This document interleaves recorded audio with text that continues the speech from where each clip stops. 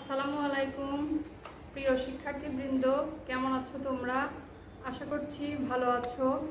আমি তোমাদের সাথে আছি গুলশান আরা পারভিন, ইসলামের ইতিহাস ও সংস্কৃতি বিভাগ, বিলচরণ শহীদ শামসুজ্জোহা সরকারি কলেজ, গুরুদাসপুর, নাটোর।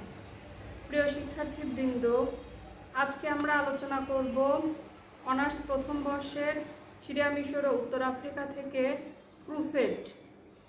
তো কথা না বাড়িয়ে আমরা আলোচনায় চলে যাই। ক্রুসেড কি? ক্রুসেড মিশরের ইতিহাসে সর্বাপেক্ষা বিভ্রান্তিকর অধ্যায়ের সূচনা করে। মূলত একাদশ শতাব্দীর শেষ ভাগ হতে ত্রয়োদশ শতাব্দী পর্যন্ত যিশু খ্রিস্টের জন্মভূমি জেরুজালেমকে উদ্ধার করার জন্য মুসলমানদের কাছ থেকে ইউরোপের খ্রিস্টানরা ব্যাপক ভয়াবহ সংঘর্ষে লিপ্ত হয়। এটি বিশেষ একটি কারণে সংগঠিত হয়নি। এর পেছনে রাজনৈতিক, অর্থনৈতিক, ধর্মীয় ও বাণিজ্যিক প্রভৃতি কারণ বিদ্যমান ছিল। মূলত ক্রুসেড মুসলমানদের বিরুদ্ধে ইউরোপের খ্রিস্টানদের দীর্ঘদিনের ক্ষোভের বহিঃপ্রকাশ। এটি প্রাচ্য ও পাশ্চাত্যের মধ্যে যতগুলো যুদ্ধ হয়েছিল তার মধ্যে ক্রুসেড ছিল সর্বাপেক্ষা ব্যাপক ও সুদূরপ্রসারী। প্রিয় শিক্ষার্থীবৃন্দ, এবার আসছি আমরা ক্রুসেড কি। ক্রুসেড কি সেটা জানি আমরা। ক্রুসেড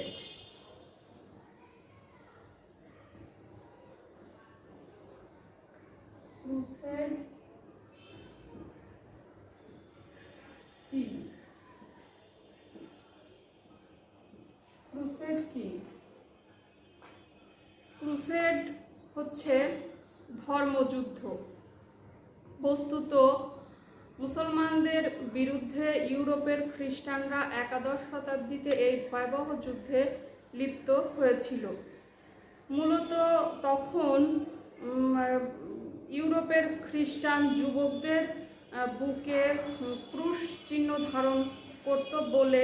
ধারণ করেছিল বলে এটাকে ক্রুসেড হিসেবে অভিহিত করা হয়। ক্রুসেডের কারণ কি কি কারণে ক্রুসেড হয়েছিল সেটা আমরা এখন জানব। ক্রুসেডের কারণ। ক্রুসেডের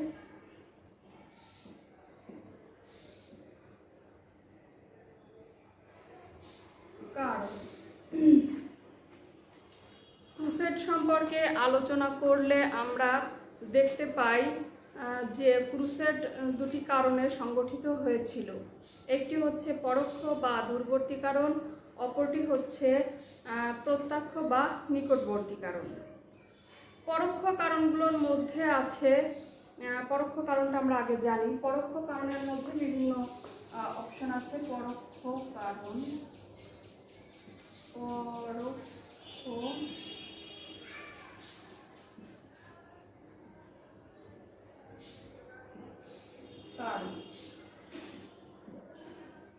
পরোক্ষ কারণের মধ্যে 1 নাম্বার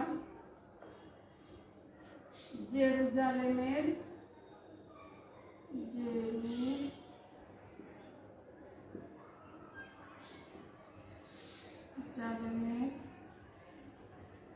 পবিত্রতা রক্ষা। জেরুজালেমের পবিত্রতা রক্ষা। প্রিয় শিক্ষার্থীবৃন্দ, 664 খ্রিস্টাব্দে হযরত ওমর রাদিয়াল্লাহু তাআলা আনহু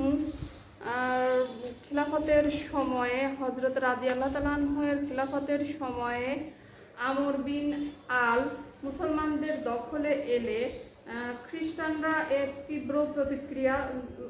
এর কারণে খ্রিস্টানদের মধ্যে তীব্র প্রতিক্রিয়ার সৃষ্টি হয়। যিশু খ্রিস্টের জন্মভূমি, মুহাম্মদ সাল্লাল্লাহু আলাইহি সাল্লামের মেরাজের স্থান, হযরত মুসা আলাইহিস সালাম ও হযরত দাউদ আলাইহিস সালামের সাথে এই জেরুজালেমকে নিয়ে বহু স্মৃতি জড়িত আছে। ইহুদি, খ্রিস্টান ও মুসলমান এই তিন সম্প্রদায়ের কাছে জেরুজালেম সমান পবিত্র ছিল। সেই পবিত্র স্থানকে রক্ষা করার জন্যে ক্রুসেড সংগঠিত হয়েছিল বলে সবাই ধারণা করে। এবার আসছি রোমীয় ও গ্রিক গির্জাদ্বয়ের মধ্যে দ্বন্দ্ব।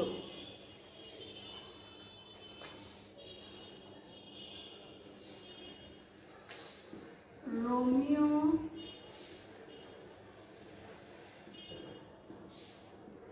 ও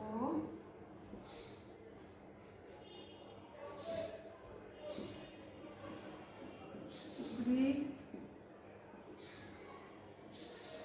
গির্জাদ্বয়ের মধ্যে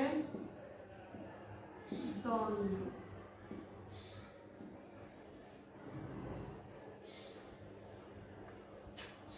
রোমীয় ও গ্রিক গির্জাদ্বয়ের মধ্যে দ্বন্দ্ব। একাদশ শতাব্দীতে খ্রিস্টান ধর্মের রোমান ও গ্রিক গির্জাদ্বয়ের মধ্যে প্রাধান্য বিস্তার নিয়ে প্রবল দ্বন্দ্ব চলছিল। রোমানরা গ্রিকদেরকে নাস্তিক ও অধার্মিক বলে মনে করত। রোম ধর্মগুরু নিজের প্রভুত্ব পুনঃপ্রতিষ্ঠা করার জন্য মুসলমানদের বিরুদ্ধে ক্রুসেডের ঘোষণা করে। প্রিয় শিক্ষার্থীবৃন্দ, এবার আসছি আমরা হাকিমের নীতি। হাকিমের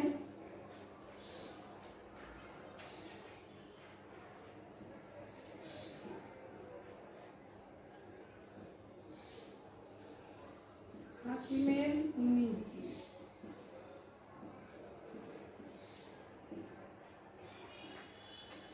1009 খ্রিস্টাব্দে মিশরের ফাতেমীয় খলিফা আল হাকিম জেরুজালেমের গির্জার ধ্বংসসাধন করলে ইউরোপের খ্রিস্টানরা স্বভাবত কারণেই বিচলিত ও ক্ষুব্ধ হয়ে যায় এবং তারা ক্রুসেডের ডাক দেয়। সামন্ত প্রথা।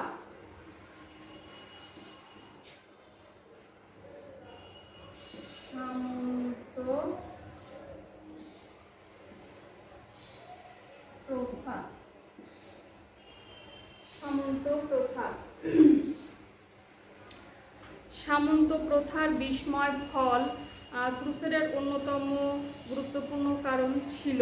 অধ্যাপক বার্কার বলেন গির্জার প্রভাব সামন্ত প্রথার কারণে যে সামাজিক রূপ ধারণ করেছিল তা ক্রুসেড সংগঠিত করার অনুকূলে ছিল। অর্থাৎ ক্রুসেড এর কারণে সংগঠিত হতোই, এইরকম ধারণা আর কি, সংগঠিত হতোই। এই প্রথা দেশে ভয়াবহ অবস্থার সৃষ্টি করে। সামন্ত রাজাদের পুত্ররা একে অপরের সাথে তাদের কর্তৃত্ব নিয়ে বিরোধিতা সারাক্ষণই লিপ্ত ছিল, যেটা ক্রুসেডের অন্যতম কারণ হিসেবে বিদ্যমান হয়। এবার আসছি বাণিজ্যিক কারণ।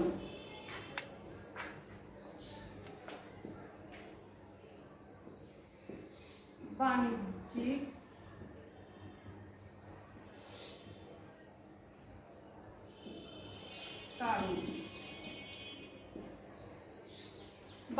কারণ। প্রিয় শিক্ষার্থীবৃন্দ, 10ম শতাব্দী থেকে মুসলমানরা ভূমধ্য সাগরে অসাধারণ কর্তৃত্ব লাভ করে, যেটা ইউরোপের অর্থনীতির ক্ষেত্রে যথেষ্ট সংকটের সৃষ্টি করে। এই অর্থনীতিকে সচল করার জন্য এবং ব্যবসা বাণিজ্য উন্নতি করার জন্য ইউরোপের খ্রিস্টানরা মুসলমানদের বিরুদ্ধে যুদ্ধ ঘোষণা করে।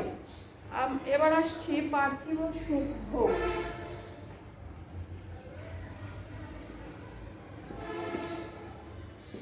পার্থিব সুখ ভোগ। পার্থিব সুখভোগ। আমির আলী বলেন, ধর্মান্ধতাই ক্রুসেডের অন্যতম প্রধান কারণ ছিল। ধর্মান্ধ যাজক সম্প্রদায় প্রচার করে যে যতক্ষণ পর্যন্ত বুকে ক্রুসেড ধারণ করে রাখবে ততক্ষণ পর্যন্ত তাদের কর ও ঋণের মামলা থেকে অব্যাহতি দেওয়ার আশ্বাস দেয়া হবে। এছাড়াও তাদের বলা হয়, যারা ধর্মযুদ্ধে অংশগ্রহণ করবে তারা স্বর্গ লাভ করবে। এর প্রেক্ষিতে বিভিন্ন অবুঝ, বিভিন্ন মূর্খ, অশিক্ষিত, ভবঘুরে লোকজন ক্রুসেডে যোগদান করে। এবার আসছি আমরা তীর্থযাত্রীদের প্রতি অসৎ ব্যবহারের কাহিনী।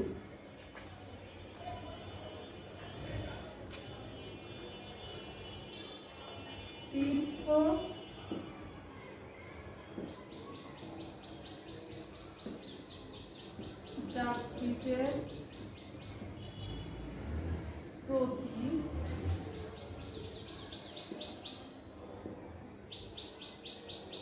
অসৎ ব্যবহারের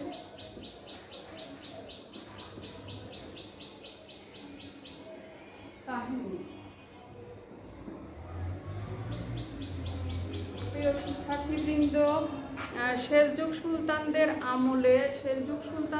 আমলে জেরুজালেমে যেসব খ্রিস্টান তীর্থযাত্রীরা আসতো তারা পথিমধ্যেই দস্যু দ্বারা আক্রান্ত হতো। সেই সব তীর্থযাত্রীরা দেশে ফিরে গিয়ে সেলজুক সুলতানদের বিরুদ্ধে তাদের ধর্মীয় অসহিষ্ণুতার কথা বলে মুসলমানদের বিরুদ্ধে খ্রিস্টানদের উত্তেজিত করে তোলে। এবার আসছি আমরা মনস্তাত্ত্বিক কারণ।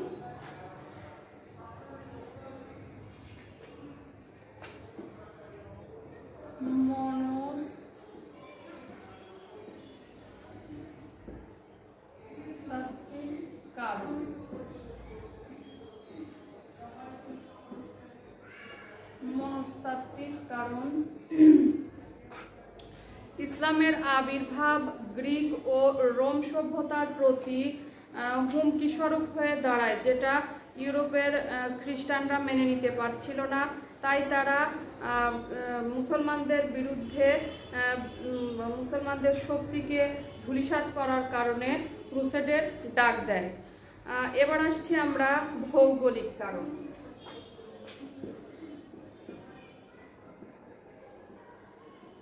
ভৌগোলিক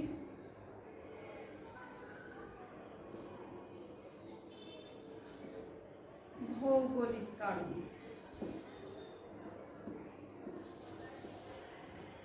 ভৌগোলিক কারণের মধ্যে দেখো, ভৌগোলিকভাবে ইউরোপ যথাক্রমে 3 মুসলিম শক্তিতে বেষ্টিত ছিল। তারা হচ্ছে স্পেনের উমাইয়া খলিফা, বাগদাদের আব্বাসীয় খিলাফত ও মিশরের ফাতেমীয় খিলাফত। এ অবস্থায় তারা নিজেদের অস্তিত্ব টিকিয়ে রাখার জন্য ক্রুসেডের ডাক দেয়। প্রিয় শিক্ষার্থীবৃন্দ, এতক্ষণ আমরা পরোক্ষ আলোচনা করলাম পরোক্ষ কারণটি। এবার আলোচনা করছি প্রত্যক্ষ বা নিকটবর্তী কারণ। প্রত্যক্ষ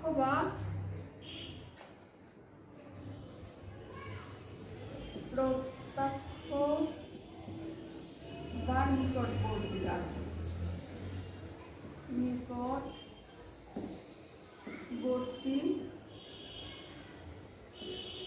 কারণ